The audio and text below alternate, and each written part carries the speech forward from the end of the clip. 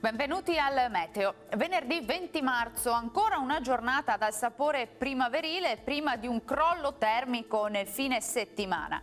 Ma vediamo la previsione nel dettaglio. Sul Veneto sarà il sole a prevalere con cielo sereno o al massimo poco nuvoloso. Qualche addensamento sui settori montuosi ma senza ulteriori conseguenze, senza piogge. Vediamo anche le temperature minime tra 5 e 8 gradi, massime comprese invece tra 15 e 20 gradi all'incirca. Ci spostiamo ora sul Friuli Venezia Giulia, anche qui sarà soleggiato naturalmente su tutti i settori, solo con qualche addensamento in montagna. Temperature minime fino a 9 gradi, valori massimi invece tra 16 e 17 gradi.